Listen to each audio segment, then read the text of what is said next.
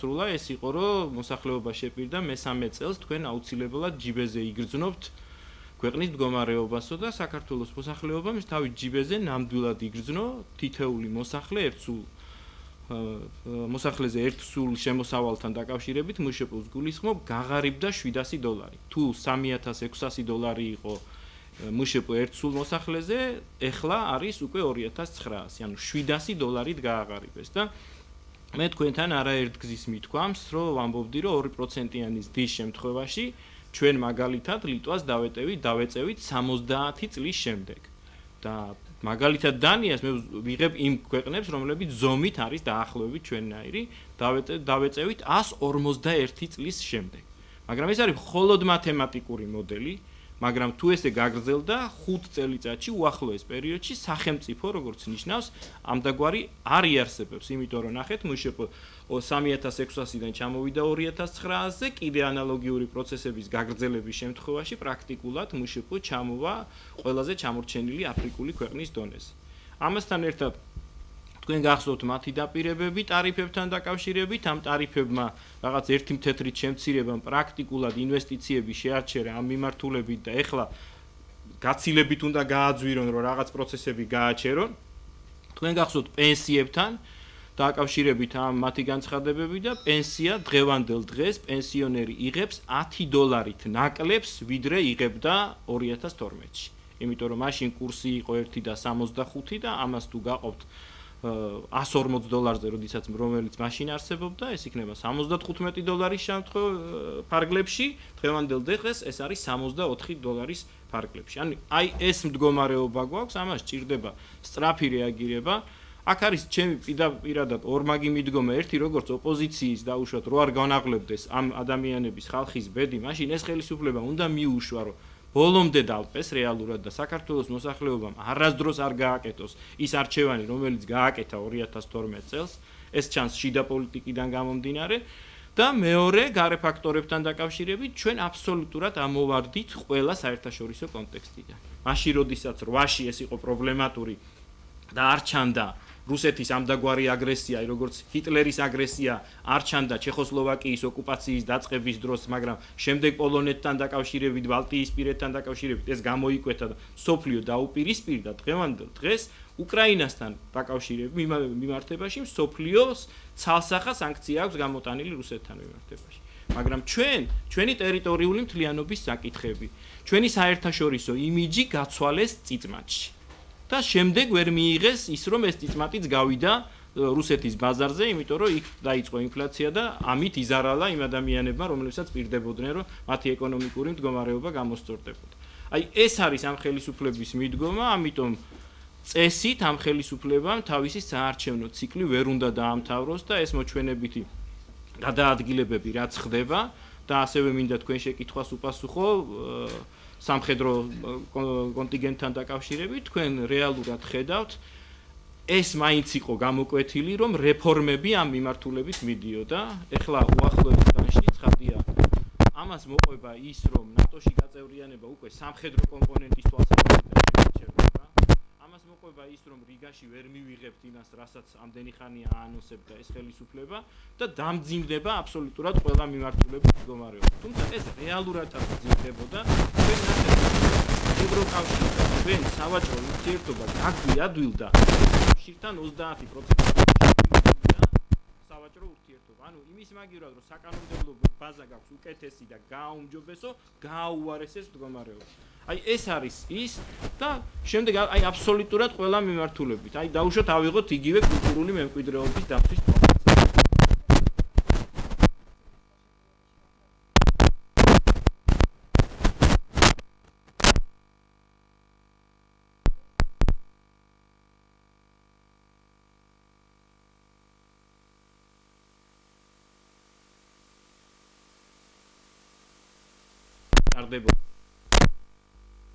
ალასანიას კაბინეტში წულუკიანმა და ალასანიამ შეთანხმებულად დააპატიმრეს გენშტაბის უფროსი. ანუ ეს არ არის ერთჯერადი ქმედებები, ეს არის გააზრებული ქმედება და მარტო ის, როდესაც ჩვენ ვამბობთ, ეს ხელისუფლება არის უნიათო, ეს არ არის სრული პასუხი იმაზე, რასაც აკეთებს ეს ხელისუფლება. ეს ხელისუფლება არ არის მარტო უნიათო, ის ასრულებს რუსი ოლიგარქის დავალებას და ეს დავალება არის უკვე სამხედრო მიმართულებითაც, რომ იყოს ხშირი ცვლა, არ იყოს სტაბილური მდგომარეობა და ამ თვალსაზრისით კონდეს უარყოფითი რეპორტები უკვე როგორც სამხედრო მიმართულებით, ასევე შიგნით ქვეყნის მიმართულებითაც. ამიტომ ამას რეალურად აასრულა ის რისთვისაც ივანიშვილი არის საქართველოში ჩამოსული და თქვენ ხედავთ იგივე ნეპოტიზმთან დაკავშირებით რა ხდება, ერთლარად შეუძლია მას თავის საყვარელ დეიდაშვილს მიყიდოს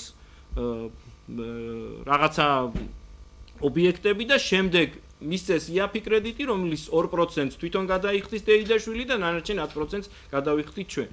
აი, აბსოლუტურად ყველა მიმართულებით გაუარესდა მდგომარეობა, თან სხვა ღირებულებებზე აკეთებს ეს ხელისუფლება აქცენტებს და აი მაგალითად რო ავიღოთ, თქვენ გახსოვთ პოლიციელი, რომელმაც ამხილა კრიმინალის გადაადგილება საბაჟოზე, ასეთ შემთხვევაში ეს პოლიციელი იქნა გათავისუფლებული თავისი თანამდებობიდან, მაშინ როდესაც მაგალითად ადამიანებს, რომლებიც სპეცოპერაციაში ღებულობდნენ მონაწილეობას, ჯიან იმის გულისთვის, რომ შეასრულა უფროსის ბრძანება. სამაგიეროდ გვაქვს მეორე შემთხვევა, სადისტი, რომელმაც ვიდეოკამერა დაიმაგრა თავის თავზე და გადაიღო სადისტური ფაქტები, რომელშიც თვითონ მონაწილეობდა, გულისხმობ ბედუკაძეს, ის გახდა მათი ეროვნული გმირი. ანუ რეალურად ყველა მიმართულებით, როგორც ზნეობრივი მიმართულებით, ასევე ყველა მიმართულებით არის აბსოლუტურად ჩანაცვლებული სულ ყველაფერი და მე ისევ მინდა იმ საყდრისის თემას დაუბრუნდეთ, აი გადახედეთ თქვენ თვითონ ისტორიას.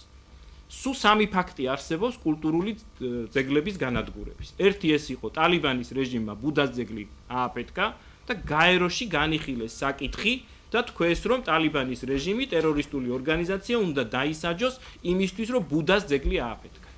მეორე იყო ISIS-ი, თქვენ ხედავთ კულტურულ მემკვიდრეობას დაერია ერაყის ტერიტორიაზე და იგივე განაჩენი გამოუტანეს. აი ერთი შემთხვევა არის, როდესაც საქართველოში თვითონ ხელისუფლება თავის კულტურულ ძეგლს აფეთქებს.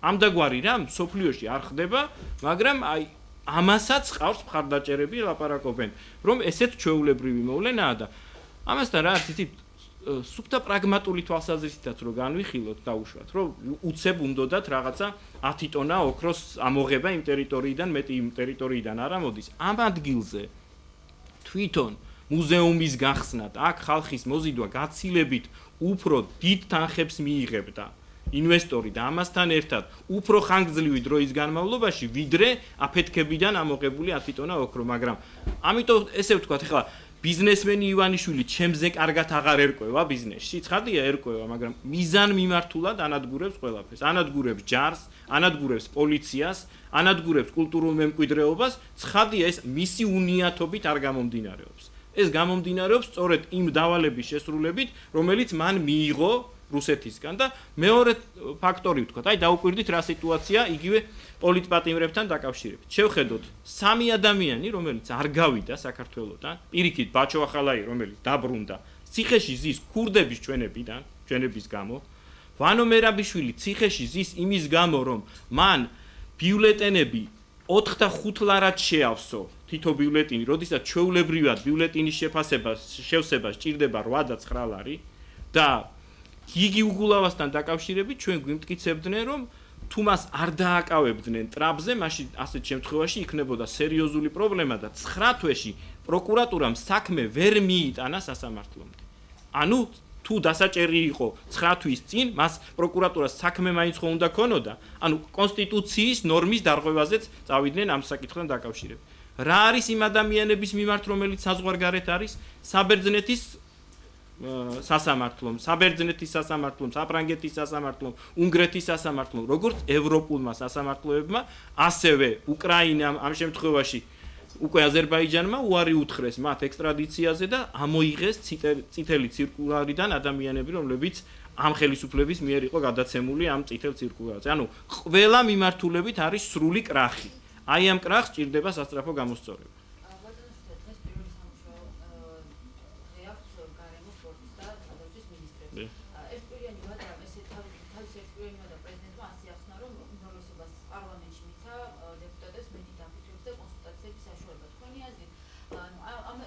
ამ ადამიანმა დაიწყეს რეალურად მუშაობა და ალბათ დარწმუნებულებით არიან, რომ დაამტკიცებენ მას მინისტრის თანამდებობაზე.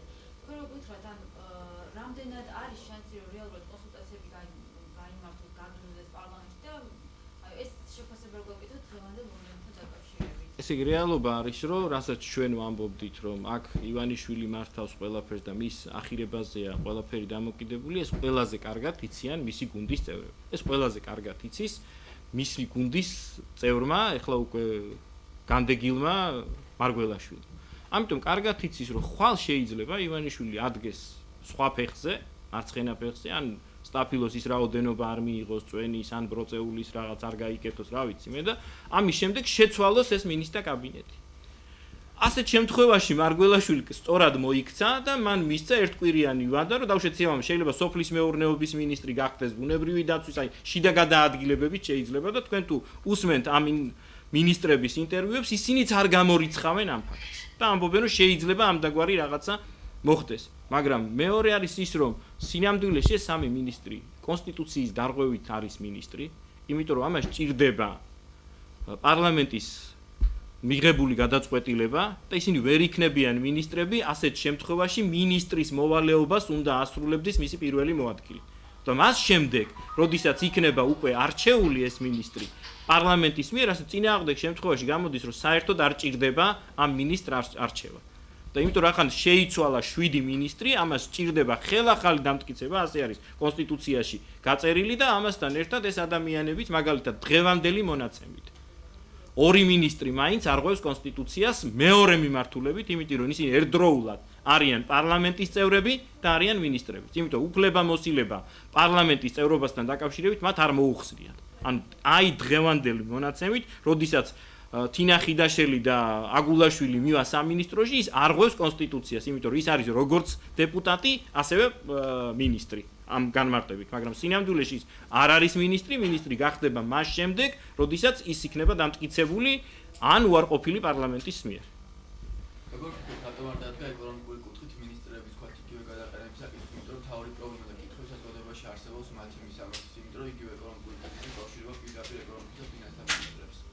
ეს თქვენ და ხალხი თulis, რომ საქართველოში არის ეკონომიკური კრიზისი, ლარი განიცდის ინფლაციას, რაც არ ეთანხმება ივანიშვილი. თუ არ ეთანხმება ამას ივანიშვილი, ცხადია არ დაეთანხმება ამას მთავრობის კაბინეტი, იმიტომ რომ ის არის მისი ნების აღსრულებელი. აქედან გამომდინარე, მინისტრთა კაბინეტის ეკონომიკური გუნდი შეიცვლება მხოლოდ ერთადერთ მდგომარეობაში, როდესაც ამ გადაწყვეტილებას მიიღებს ივანიშვილი. ამიტომ თქვი, რომ ესენი რეალურად ამ სამედიცინო და სტუპორი ქვია, როდესაც არ რეაგირებს არანაირ გამღეზიანებელს. თქვენ ხო გახსოვთ, მათ არგუმენტები მოყავდათ, რომ აი დაუშვათ ეროვნული ვალუტები რეგიონისთან მიმართებაში იცვლება დოლართან დაკავშირებით, ჩვენიც იცვლება.